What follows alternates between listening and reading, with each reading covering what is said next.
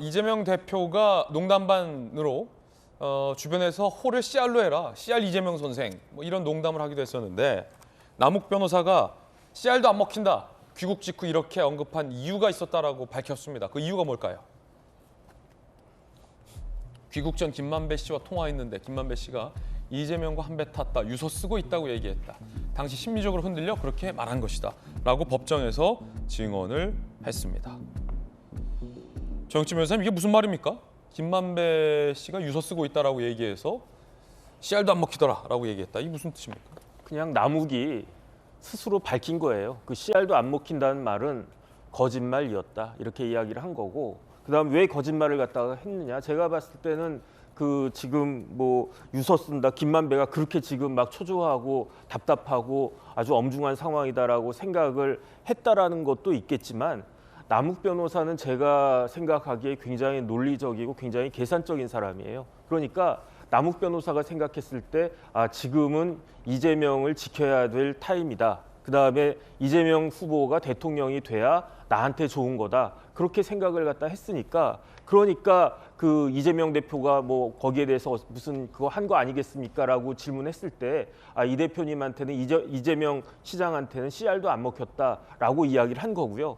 그다음에 지금 보면은 이재명 대표가 뭐 본인의 그 여러 가지 관련성에 대해서 일체 여러 가지 것들을 다 부인을 갖다가 하는데, 구체적으로 반박하고 있는 게 아니고 항상 이야기했던 것이 남욱이 뭐라고 그랬느냐, CR도 안 먹힌 거 아니냐, 이렇게 이야기를 하고, 심지어 CR 뭐 이재명이다 뭐 이런 이야기까지 돈다, 이렇게 말씀하지 않았습니까? 예. 그런데 이재명 대표가 그렇게까지 기댔던 이 그 워딩이 사실은 거짓말이었다라고 스스로 이야기한 사람이 그렇게 그 이야기를 했기 때문에 여기에 대해서는 굉장히 큰 그 나름대로 그 타격이 있을 수 있지 않을까, 저는 그렇게 생각이 됩니다. 예, 남욱 변호사 이야기 듣고 계신데 전용기 의원님 어떻게 보십니까? 이 사실은 남욱 변호사의 귀국 직후 CR도 안 먹히더라, 이 발언을 이재명 대표는 나는 무고하다의 어떤 증거로 삼았는데 그 원작자가 지금 거짓말했다, CR도 안 먹히지 않더라, 지금 이렇게 지금 주장하고 있어요. 어떻게 보세요? 지금 뭐 남욱 변호사가 원하는 게 무엇이냐, 이걸 한번 보면 답이 나올 것 같아요. 남욱이 원하는 게 뭐냐? 그렇죠. 남욱이 지금 어떤 행위를 해야 본인한테 이익으로 돌아올까? 그리고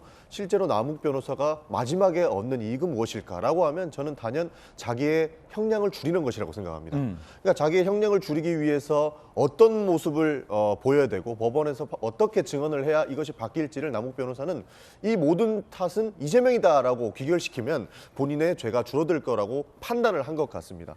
그러니까 남욱 변호사가 처음에는 CR도 안 먹힌다라고 했다가 지금 와서는 이재명이 날 캐스팅했기 때문에 이재명이 모든 원흉이다라고 이야기를 하면서 사실상의 이재명의 형량을 주고 본인은 살짝 빠져나오려고 하는 이런 그림이 아닐까 싶은데요. 목적이 있다. 그렇죠. 왜냐하면 남욱 씨는 변호사지 않습니까? 그러니까 기본적으로 본인이 뇌물을 줬다라고 인정하게 되면 자신의 범행도 인정한 되기 때문에 이게 법정에서는 증언의 가치가 굉장히 높아진다고 합니다. 그런 것을 제일 잘 알고 있는 게 남욱 변호사일 거예요. 그러다 보니 처음에 CR도 안 먹힌다라고 이야기를 했다가 돈을 준 사람이 진술을 하면 법정에서 그 진술의 어떤 진정성이 높게 평가된다. 신빙성이 높게 평가되는 그렇군요. 거죠. 왜냐하면 뇌물은 줘도 문제가 되는 거고 받아도 문제인데 받은 사람은 당연히 받은 적 없다라고 얘기할 건데 준 사람이 얘기하면 그건 진짜니까. 그렇죠. 준 사람이 줬다라고 이야기하면 신빙성이 올라가기 때문에 아마 그것을 조금 이용해서 그렇군요. 나는 아무 죄가 없고 이재명이 다 시키는 대로 했어요라고 증언을 하고 있는 것이죠. 그래야 본인의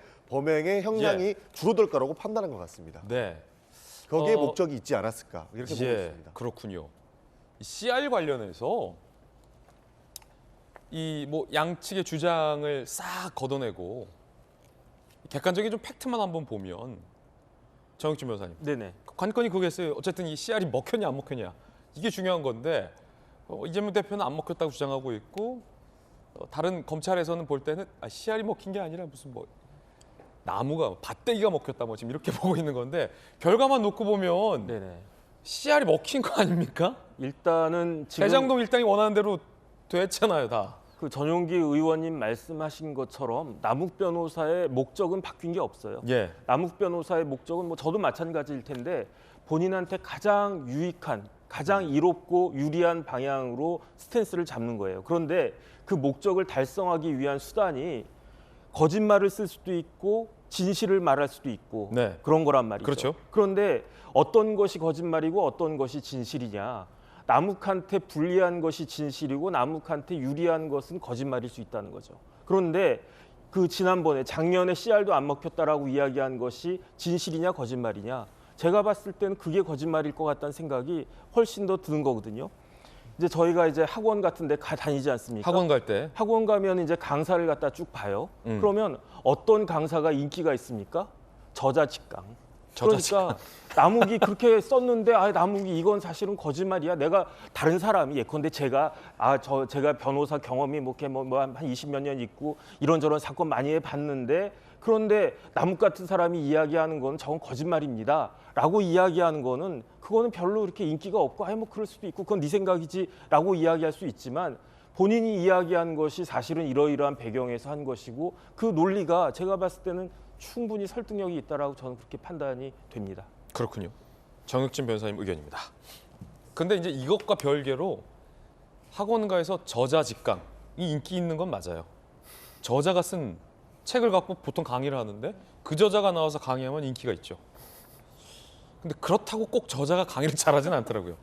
뭐 그건 잘 모르겠습니다. 어쨌든 각자 패널들의 의견들 전해드리고 있습니다.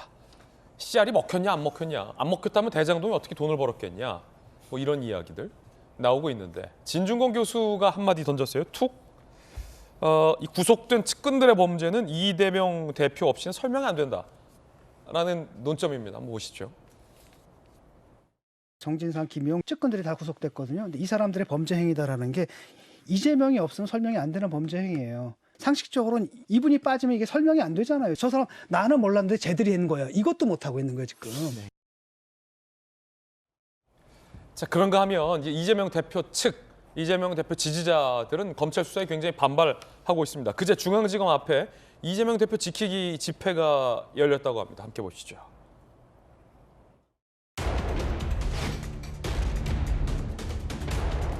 검찰 독재, 무도한 정치 탄압 박살내자!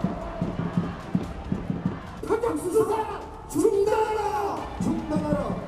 중단하라! 이재명 대표에게 조작 검찰들이 성급하게 건드리는 순간 여러분들과 함께 뼈를 묻은 짝으로 이 자리를 사수하며 이재명을 지키겠습니다!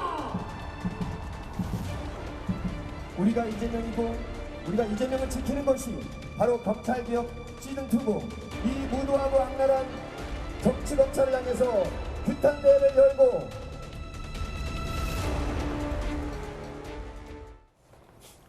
검찰개혁 시즌2다. 우리가 이재명이다. 이런 발언들이었습니다. 하지만 민주당 내부에서 는 사뭇 반응이 달라요. 특히 친명계가 아닌 의원들 사이에서는 정진상의 기소, 정진상도 기소를 보고 굉장히 우려하는 목소리가 쏟아져 나왔습니다. 특히 민주당의 원로인 이상민 의원 이야기부터 먼저 들어보시죠. 이재명 대표 때문에 당이 엉망진창인데 이런 걱정을 하는 사람들이 있지만 그렇다고 당신 당대표 그만둬야 되겠어 이렇게 말하기가 선뜻 쉽지 않습니다. 근데 어느 직책을 가졌건 이런 의혹에 휩싸이면 물러나는 것이 기본적인 덕목이었죠. 이상민 의원의 의견뿐만 아니라 지금 당의 상황을 설명했어요. 일단 엉망진창이라는 표현 썼어요. 언론인 출신의 김수현 교수님. 엉망진창. 엉망진창의 뜻이 뭡니까? 두 번째 질문은 지금 민주당 상황이 모든 것이 엉망진창이라 걱정하고 있는 의원들이 많은데 그렇다고 당신 대표 내려와라고는 못하고 있는 상황. 하지만 기본적인 덕목은 이럴 땐 물러나는 게 맞다라는 거예요. 일단 어떻게 보세요? 지금 엉망진창이잖아요, 사실은. 지금 이재명 대표 같은 경우에 수족이라고 말해지는 본인이 자기 입으로 정말 측근이다. 이 정도는 돼야 내 측근이다라고 말했던 두 사람이 모두 지금 구속 기소가 됐기 때문에 뭐라도 입장이라도 있어야 되는데 정말 꿀먹은 벙어리처럼 아무 말도 못하고 있죠. 왜냐? 이 사람들하고 선을 만약에 긋게 되잖아요. 본인 이제 유동규를 선을 그었죠. 부패 사범이다. 나랑 무관하다. 나의 측근 아니다. 라고 하는 순간 유동규가 어떻게 되는지를 봤잖아요. 불리한 진술들을 막 하기 시작했다는 거죠. 그렇기 때문에 정진상에 대해서는 아마 선긋기를 지금 못하고 있는 것으로 보여요. 그러면 사실 지금 이렇게 민주당에게 크나큰 정치적인 부담이 되고 있는데 보통 이런 일이 발생하면은 그냥 대표 아니라 일반 민주당의 국회의원이 보좌관이 국회의원과 아무 관계 없이 잘못을 저질러도 어떤 비리가 있거나 문제가 되면은 탈당하고 그랬거든요. 당의 부담을 주기 싫은 거죠. 그런데 지금 이재명 대표는 대표이고 또 본인이 스스로 측근이라고 인정한 사람들이 이렇게 어마어마한 비리로 구속 기소가 됐는데 한마디 말도 못하고 있고 당은 지금 이 상황을 비호하기도 안 비호하기도 어려운 상황에 있고 이런 상황에서 절대 안 내려오고 있는 상황이 정말 민주당에 오래 있었던 이런 중진 의원들이 볼 때는 정말 너무 안타깝다는 생각이 들 것 같아요. 그리고 정치적으로 어떤 좀 입장 표명이나 지금 민주당에 더 이상 부담을 주는 이러한 일들은 그만해야 되는데 지금 공천 때문에 사실 총선이 얼마 안 남았잖아요. 그러니까 지금 어쨌든 공천권을 이재명 대표가 행사할 것 같으니 뭐 거기서 대차게 앞에서 대표에서 내려와야 되지 않겠냐 이런 말도 못하고 있는 거죠. 그래서 아마 지금 민주당이 점점 더 어려운 상황으로 갈 것이고 검찰의 수사가 진행되면 진행될수록 더더욱 민주당은 발 빼기 어려운 그런 상황으로 가지 않을까 싶습니다. 예, 김수영 교수님 의견까지 들어봤습니다.